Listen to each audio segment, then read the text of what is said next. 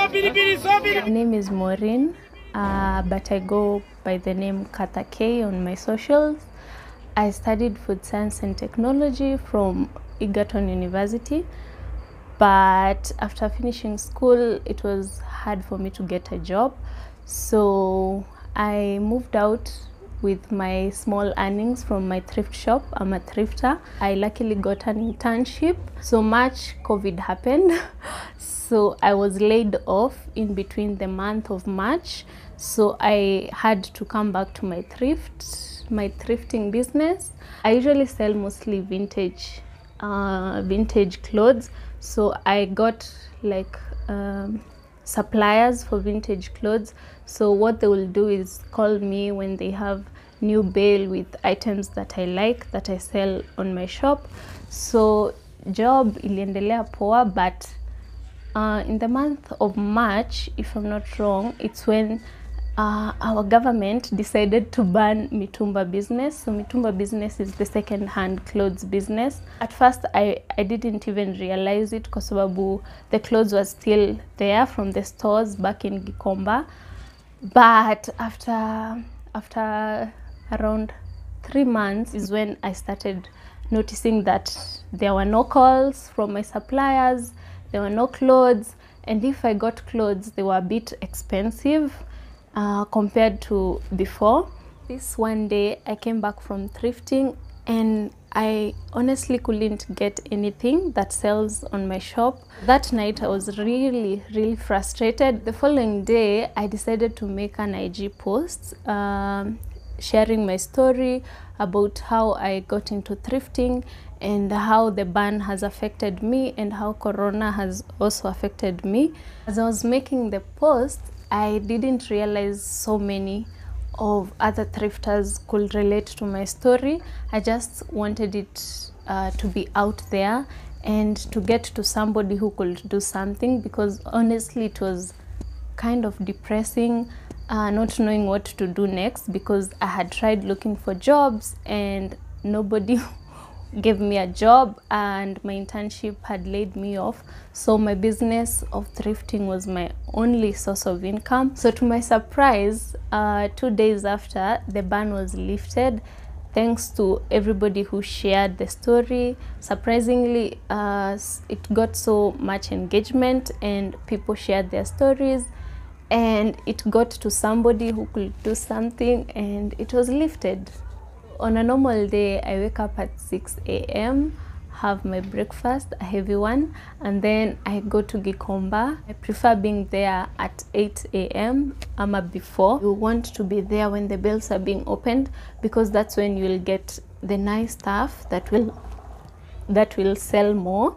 Unlike if you go late, because if you go late, you'll find the ones that have nobody wants, so they won't be as profitable as when you wake up in the morning. Some of the challenges are not getting something you really wanted for the shop, because at times I usually ask my customers, like, what would you like me to bring to the shop, and you don't get those stuff that the customers want.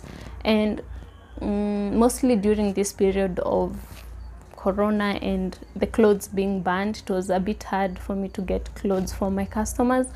But after the ban was lifted, I hope things will get to normal. My clothes are based on people with a vintage edgy style, so that is what I buy mostly when I go to Gikomba, because that resonates with my personal style. So if something doesn't sell on my shop, it's something I can see myself wearing, so I can wear it. So in terms of marketing, I usually wear the clothes and style them. That's my favorite part, actually, of styling the clothes and the pieces that I've gotten. So I like styling them and showing the customer how it will look on their body. I usually iron my clothes, all of them, because I usually wash my clothes before I sell them. And afterwards, I model the clothes myself and I shoot them myself using my phone and my tripod. So it's a one-person kind of business. So after editing, I usually post them on Instagram at Kairetu Thrifts, and then after posting, I usually market my products on my other page, my personal page, which is Nkatha K. But I also have a YouTube channel where I show my day-to-day life, like my struggles, my wins. I share all that with my subscribers, and in there I also incorporate my shop. It's kind of a marketing tool, but more so it's about my life, and Kairetu Thrifts is my life, so I have to incorporate it to my YouTube channel. But that is how I promote my business. If the sales don't go as I expected, I usually use Instagram paid posts to promote my business. So in terms of my shop, I'm online based, and that has been a bit to my advantage because I cannot imagine somebody having a physical shop, especially these times. Kwa sababu if you have a physical shop, obviously you have to pay rent. So I can only imagine you don't have clothes and you have rent to pay. So I think it's an advantage to have a platform where I can sell without even having a physical shop, and that has created somehow the advantages and disadvantages of online, because for one, my customers cannot fit their clothes, and they don't see the exact color. Maybe the phone, kwa phone it looks different from it physically. So those are the disadvantages of having an online shop. But during that ban, it made me think about what is next, what I should do in case this ever happens again. So I want to make my own clothes, but I'm also cautious of